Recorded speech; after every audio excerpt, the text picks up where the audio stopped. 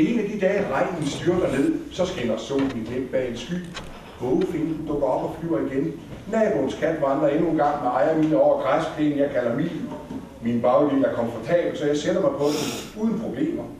Lyset er stadig værd at se på, blommerne smager godt, og hver torsdag besøger min onkel Køge. Det er sent. Jeg skal have lagt den terrassebygge, den veranda, det spand, den sauna. Jeg skal have spist den bolle, den sild. Frisk fisk er ikke det værste, man har. Og sådan kan dagene være så forskellige. Gud forbyde et liv uden pølser. Se, jeg er med i en lille trio, der hedder Aktu Lyv Albertine.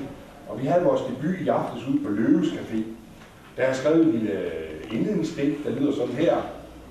Vi skal lige have med, så kan I huske Aktu Lyv, vi kommer nok igen. Og det er sådan lige en stil, jeg aldrig har skrevet i, sådan lidt gammelagtigt. Men jeg synes det var sjovt at prøve med den her Albertine. Hvem fanden er hun egentlig ikke? Det var noget, der kom af Aktu Lyv Augustin, det her navn, Aktu Lyv Albertine. Så vi er jo lidt optaget i trioen af, hvem hun egentlig er. Og det kunne være I også. Det kan være, at I kan hjælpe mig at sige, hvad hun er. Men det lyder sådan her. Aktu Lyv Albertine, jeg har set dig stå i skyggen, gå på vejen mellem huse, og på bænken har du siddet selv i skoven. Hen på dagen har din hvisken ramt mit øre. Aktu Lyv Albertine, når du siger det, du siger, dine læber, ingen tror dig, alle vil det, men dit ansigt, dine øjne, dine hænder siger noget andet. Du må leve med den sandhed, det bedrag. Aktu Lyv Albertine, Aktu Lyv, Aktu Lyv. Så har jeg det ældste digt, den læser op i her år. Det er faktisk helt tilbage fra 1987. Der kom jeg med en digt sammen. Og efter den, så gik der 20 år, inden der kommer noget mere. Men nu får jeg det her. Det hedder Stålsat. Se, og det passer jo meget godt til de her billeder, vil jeg sige på en eller anden måde. Se, i armeret beton ses revner og sprækker, hvis man kigger grundigt efter. Hans slipsenål sidder endda perfekt blandt permapres efter 3. verdenskrig. Rasler kurserne ned, tænker han, med loyal bekymring, men griber sig lige så hurtigt den blasfemiske tanke. Hvad vil hans fortsat ikke tænke? Han har ikke set blomster længe. Han tænker tit på at gå en lille tur i parken efter aftensmaden, men tænder i stedet for en særdeles interessant udsendelse fra reservatet i Pennsylvania. Han blunder et øjeblik. Bag lukkede øjne ser han søer smeltet ting. Han vågner ved et sind. Med brokken stridende frem fra hver et bind. Med ørerne i, ja, ikke så meget lys, med ørerne i alt for mange maskiner. Med nogle med, det er sådan noget dårligt tryk. Med negle, der råber sig, men alligevel for lidt, og kam uden hår. Flydende som en kontrollabel strøm. Klem ballerne sammen baljur, selvom du får afføringen ud af siden. Der er mærkelgrave så dybe, at han ikke har tænkt sig muligheden. Månen hænger så højt, at han kun ser lige en glimt bag en svovlgul sky. Han har engang læst om havet, men de skriver så meget. Om morgenen ved tastaturet føler han sig igen rolig. Sorry, det var ikke så let at læse. Det var dårligt tryk og dårligt lys. Jeg er nu tilbage i skrivemaskinen igen. Se, da jeg fik det her dejlige tilbud om at lave de her 3 ord, så tænkte jeg, så sagde Ole Lillund, jamen det betyder ikke bare de 3 oler, de 3 ord. Over på Fyn, der siger de 3 ord, det betyder 3 små ord. Jeg elsker dig. Og det siger vi også i Nordjylland, de 3 vægte ord. Så tænkte jeg, at man kunne skrive noget om det, om hvordan det er med, jeg elsker dig i Nordjylland. Det er noget anderledes end her. Det bliver en lille smule på jysk, men jeg skal prøve på at fordanske det så meget, så der er mange, der siger, at jeg snakker stadigvæk jysk, og det er jo dejligt at høre, men når jeg kommer tilbage til Jylland, så siger de, du er vist blevet fin på. Så det er jo nok gået lidt ud over sproget alligevel. Men det hedder de 3 ord. De 3 ord, det er svært med dem, og jeg elsker det. Det er da ikke til at sige, ligesom fedt i munden og holder ud af, det er da også helt umuligt. Og kan lide dig, Marie, det kan gå an, men jeg elsker det. det er en københavnersnak. Det kommer som skidt fra en spædkald. Og i Amerika, der er det endnu værre. I love you, my lord, din lue. De elsker der hund, og der kat og æsler på mode. Det kan man da ikke. Nej, en vakker pige, en svår pige, det er til at forstå. Eller skal vi rige Marie, det ved man da, hvad jeg er. Men jeg elsker det. Der skal man gå hen og øve den. Og blive helt tør i munden. Skal jeg ikke lave noget kaffe, Marie, og drikke halv med fjert og spædepøls.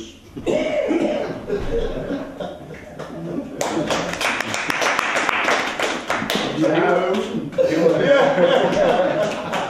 det er sådan en af de små ting, der er dejlige med at få sådan en det er altid godt at få sådan nogle opgaver. Det er ikke altid det lykkes at lave noget, der duer, men samtidig. Så skal vi jo lige en anden smut hen i virkeligheden. Tur tilbage til Eventyrland. Jeg har aldrig sejlet på Biscayen, hedder det her. Det er sådan lidt længere til. Jeg har aldrig sejlet på Biscayen, og jeg har aldrig set mandaleje. Jeg har aldrig rejst med den transsibiriske, eller betrådt den Kilimanjaro, den kinesiske mur, til den himmelske fredsplads eller kejserbyen. Den gule far for mig, noget med for meget kar i sovsen. Hverken Napoli eller Pisa har jeg skævet til, dog har jeg været og endda lånt toilette på Rudbølstationen. Venedig har jeg aldrig besøgt, men det synes også, at jeg er for ung til at dø. Rom har jeg kun drukket, øvrigt yderst sjældent. Bjergene i nord og syd er for høje for min horisont, for ikke at tale om Himalaya. Jeg har ikke kunnet ægge så frydefuldt gyse over den afskyelige snemand. Himmelbjerget er højdepunkten i min bjergbeskuende karriere. Jeg har aldrig sagt farvel til noget kap, eller kappeforbindelse til noget horn. Min have er ikke fyldt med ret fra Berlinmuren. Stendysen er hængt ved Vesterhavet. Disneyland har ikke kunnet præsentere for min søn. Forop Sommerland er det vildeste mine hede drømmer er blevet badet i. Inka-guldet har ikke glemt i mine øjne, ej heller Fort Knox eller Kaptajn Klogs umådelige skatte. Børserne rundt omkring i verden har ikke huset mit økonomiske talent. Husholdens regnskab er mere end nok for mig. Det guld, jeg har puttet til mig, sidder i min højre hjørnetand i undermunden. Det glemte om kamp med morgenstunden. Ingen små piger i det store stille ocean har lagt blomsterkranser om min nakke. Ingen små paradisøer har husvalet eller været kvæg i mit trætte leve. Ingen kanotur ned ad strømmende floder. Kun Gudenåen har bloppet dogmt om mine årer. Og det er ikke faldet i min lod at falde for Naibla og vandfaldets skønhed. Min koldvandshave på mit toilet drypper forførende, og nu hører jeg dens berusende dryp. Dryp, dryp, dryp, dryp, dryp. Og her sidder jeg. Kong Gullerod langt bort i standen. Ja, det er mig. Og jeg er Klods Hans og Lille Claus på rejse til månen, og den fatter, der altid gør det rigtige. Hvem tror I rotterne fra hamlen? Jo, rotterne ud af hamlen. Og den tapre skrædder. Kaptajn Nemo, vil jeg sige mere? Superman-dragten leger nede i nærmeste dragtudlejning. Batman er mit mellemnavn, og Robin min tvillingbror. Ej, kender pigekropper har kunnet undgå mig. Alice i Eventyrland, det var selvfølgelig mig i egen kvindelig person. Ofte er jeg på tur til barndommens gade, Strawberry Fields, Samarkand, Frontierland, østen for solen og vesten for månen. Hvem tror jeg gik i land i England? På Normandiets kyst, Amerika, på Antarktis.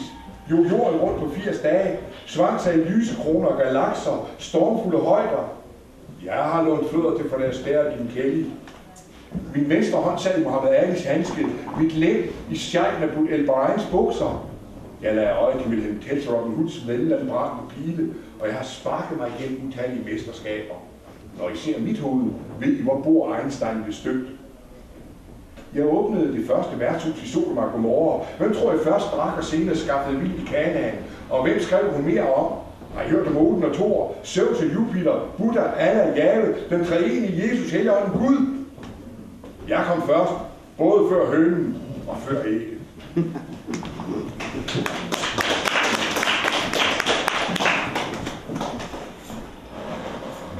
Hvis jeg ser længe nok på græsset, kan jeg næsten se det gro. Vi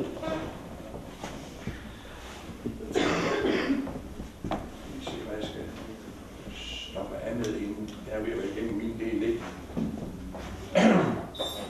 Her er sådan et lille kærlighedsdigt. Jeg har jo lært det efter at komme til København, hvor man godt kan sige, at jeg elsker dig, det betyder noget. Men det her er, selvfølgelig at det betyder noget, ja. Men det her, det er så et kærlighedsdigt til, at man om bliver forelsket i en, man aldrig har set, stort set aldrig har set før lige der, aldrig har snakket med, og heller ikke kommer til det. Og det er lige nu. Min mund rørte dine læber i det øjeblik, du gik forbi mig i døråbningen. Jeg ville ønske, at jeg kendte dit navn. Du tabte det hvide lommetørklæde, men der var ingen til at samle det op. Da jeg fandt det, var det for længst gået. Fuglene er tavse, ikke en vind rører sig, æblerne slipper grenene. Den blygrå himmel, bilernes mumlen i det fjerne. En kat hen over græsset, en flue summen. Lige nu flyver svalerne lavt. Lige nu falder den første regn. Lige nu er jeg levende. Nattens stjerner, hvide i stilheden. Lige nu er jeg levende. Vi har den sidste med. Jo, vi skal da lige have en.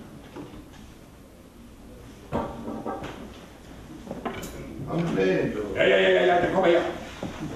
Jo, som sagt, så har jeg fået lært herovre i København, hvordan man gør det.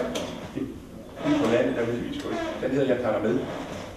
Og det er også en lille kærlighedsting nærmest, eller hvad det er.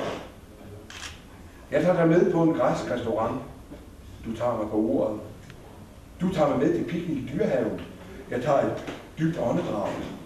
Jeg tager dig med til en snuske café i Valby. Du tager mig på pikken. Du tager mig med hjem. Jeg tager med. Jeg tager dig. Du tager. Jeg giver dig alt. Du giver dig ikke.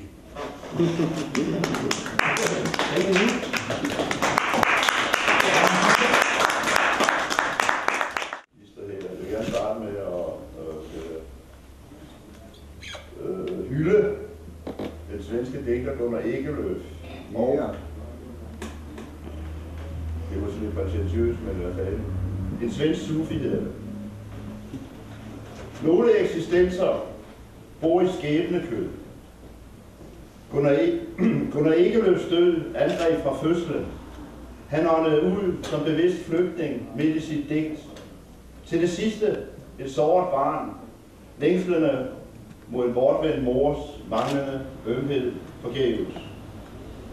En piron med smertens strube, fængslet i svensk provins, endnu med sydens tone i håbets øregang, indtil de sidste melankolske aftenlufte, allerede lagret i ny erindring på den anden side døde.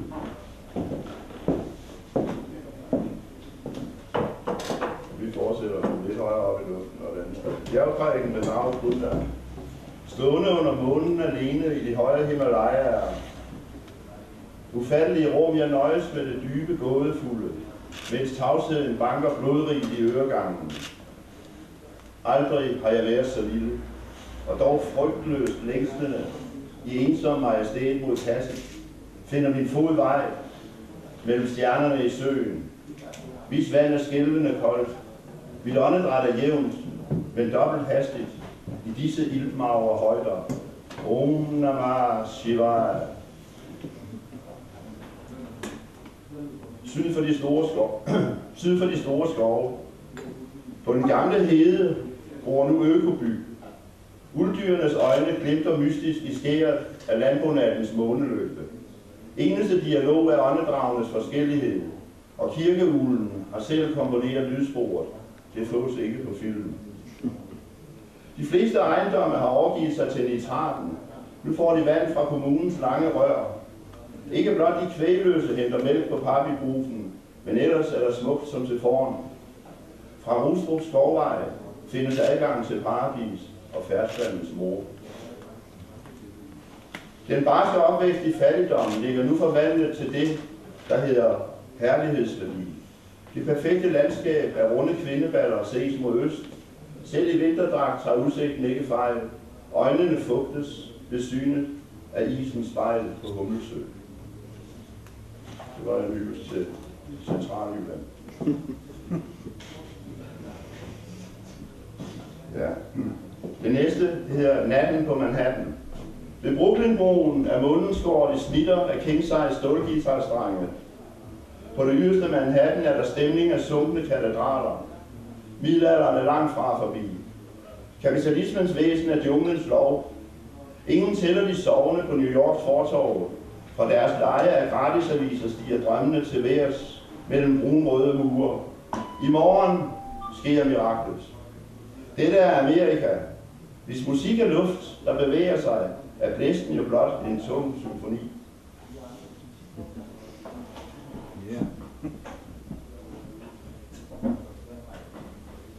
Epitafium for en kat. Når det, der er levende, er dødt, er der et hul, der er sort. De sorte huller i universet er stjerner, der savnes.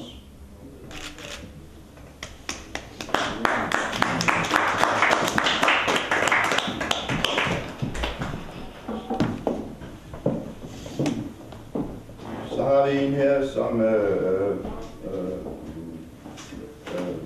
foregår i landet, jeg ikke har besøgt i mange år.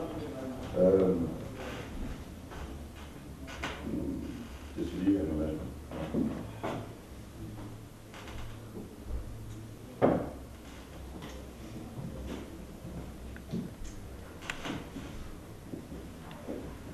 Den her sjælens mujahidi. Hvor kom du fra? Hvor gik du hen? Da vintervejr slap sit tag, gik du tilbage til intet på en sky, til døden i din krig, der steg op ad klippen, eller blev du skyllet bort af vanvittige floder, af falske billeder med tomme løfter fra en allieret, du kom til at tro i din længsel efter fred og korn på marken, i endnu en vandløs sæson. Omgivet af luskede fjender, der sad umandige langt borte og trykkede på tastaturerne af uligheds dødbringende spil. Sidder du sorgfuld og stille i din udbumpede landsby og ser mørkt på de kødstumper, der engang var din kvinde, dine børn, eller fandt du kun skeletterne, fordi gribene kom først.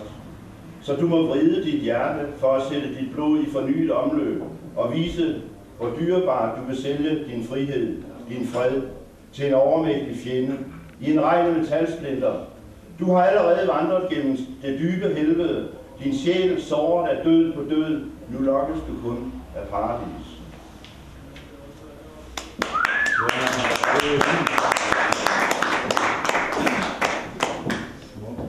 Så er det noget helt andet. Spædvår på Etna. Nu blomstrer aprikoserne i Etnas vulkanske næring.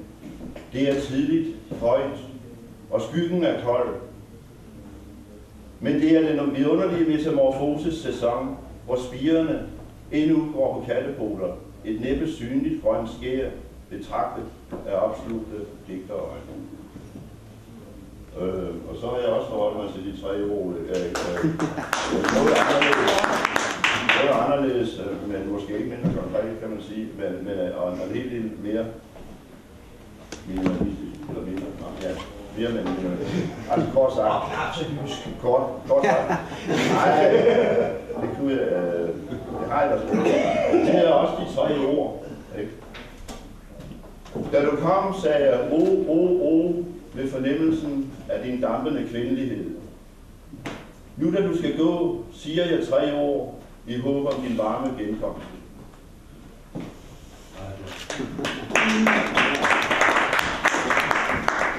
Så vil jeg læse de aller sidste ting, jeg har skrevet, de så tydeligt ikke engang færdigt.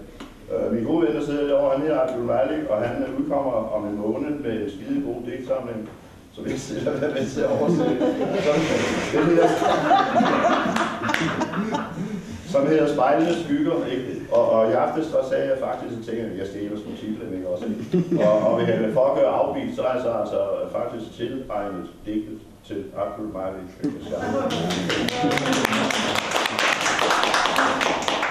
Spejlende skygger. Når du ser dig i spejlet, anes i fladen. Undskyld, en gang til. Når du ser dig i spejlet, anes i fladens dybde illusion. Sære, halvt udviskede former. Uden ophav lader de sig skimte som svage sansninger af en ellers uset verden. Intet er uden sit eget mysterie. Alting er magisk ved kilden. Grænseløst er det endnu ukendte. Det var det. Så det sidste, det er, jeg blev beskyldt for at tage stoffer i mange år. Nu er det endelig begyndt at virke, så jeg har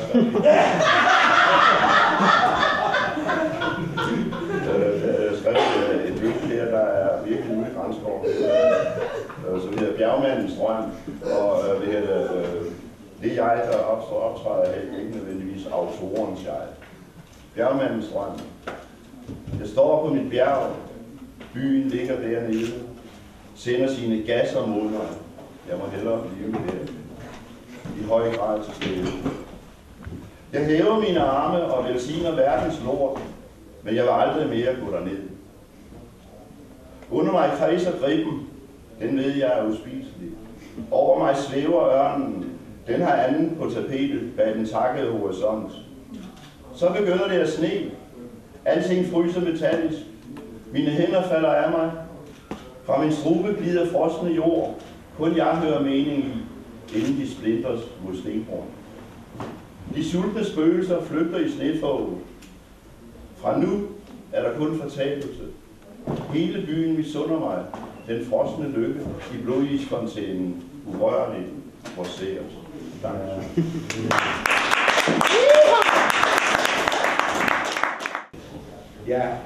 Ja, mig, du dig, politi. Ja, mig, du dig, politi. Det er du nok, at ja, mig, og du dig, politi. Ja, mig, du dig, politi. Ja, du dig, politi, dig. Og du nok dig, politi, dig nok, politi, der nok, politi, du dig, politi, du dig, politi, ja, da du, politi, du dig, politi, ja, da du dig, politi, ja, da, der, du da, politi, ja, mig, og du nok dig, politi, nok dig, ja, mig, politi, og du dig nok, politi, det der nok, nu nok politi, at jeg mig, du der dig, og du dig politi, du der det der dig, jeg mig politi, du dig, ja da du politi, ja da du der dig, du der det der dig, politi der dig, politi, ja da du der dig, politi, ja da, der du der politi.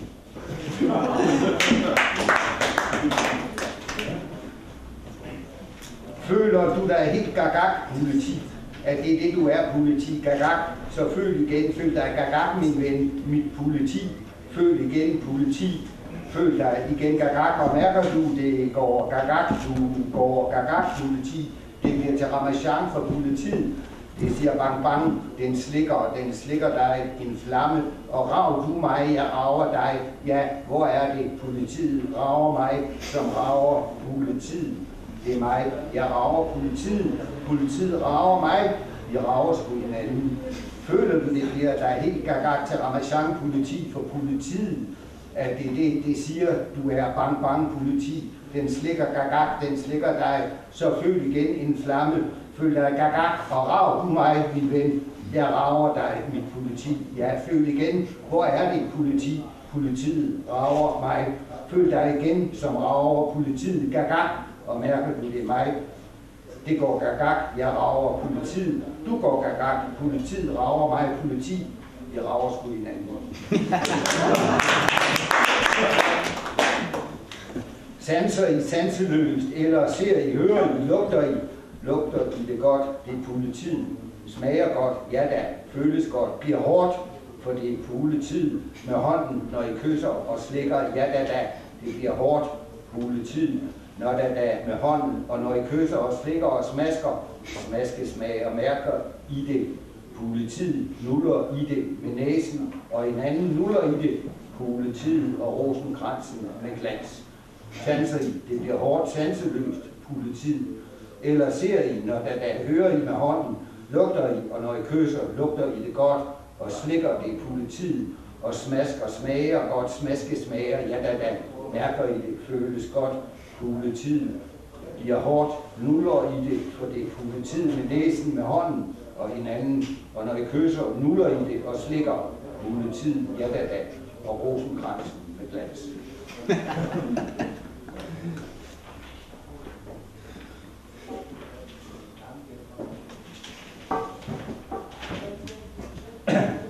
Pulepati for politiets politi, dit politi, politinerne, politisterklam, polititur, politistata, polititortur, stripper, politi, putter i og på, putter på, polistripper, politi, politititik, putter på, putter i, politistata, politistaby, polistripper, politur, polistripstroptur, polistriptortur, polistripstroppetur, polistriptortur, pulinal, politi, pulinalt, politi på Kristi, pulepati, pulepoti på politiets polititik, politær putter på, dit politi putter i, politinana, politister, politister klam, politister by, polititur, politister par, polistripper, politi, tortur, politur, polistripper, politi, polistripstroptur, putter i og på, polistriptortur, putter, polistripstroppetur på, polistriptortur, polistripper, pulinal, politi, pulinal, politi på Kristi.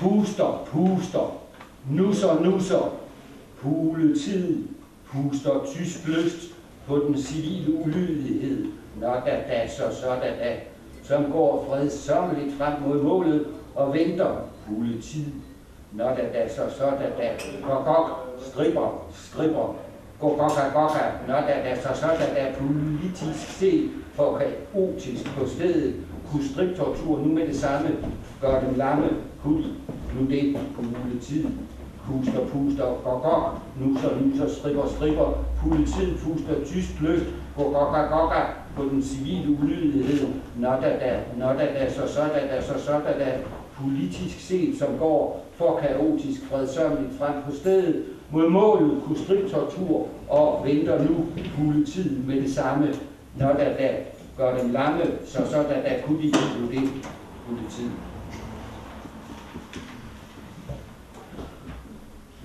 Politister har puluna, pusselamse, ja, pulle halla, politine, hvor blev politiet af, Hunsa Huthus, bikini, i går, de var der i sine fordadutti, det er forbudt, da dansk, da ny, polista by, de var der ikke værd for noget nok, noget nik, noget slik, de der dansk, det er de der dansk, ja da, politiet, det er de, da, ja, politister, da, puluna, pusselamse, da dansk, ja, Pulle halla, politine, da ny, hvor blev politiet af Pulistaby? De var der ikke, Hunsa Huthus, bikini, i går, hvad for noget? De var der noget nok, noget nik, noget slik. Var der, de der dansk, i sine fordadutti, det er de der, det der forbudt i, der dansk, ja da, politiet, det er de der, ja.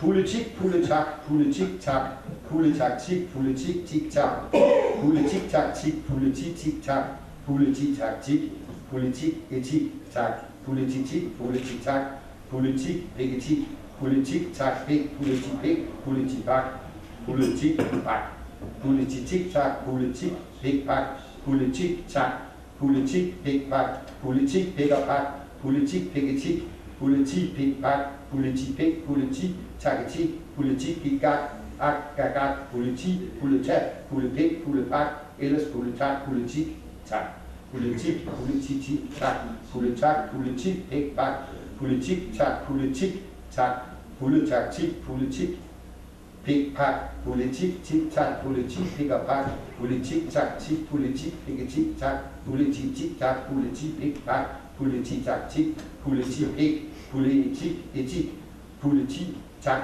taketik, politik, politi, gigak, polititak, gagak, polietik, pæketik, politik, tak, pæk, politak, politik, polepæk, politipak, polepak, politikpak, ellers politak, politik, tak.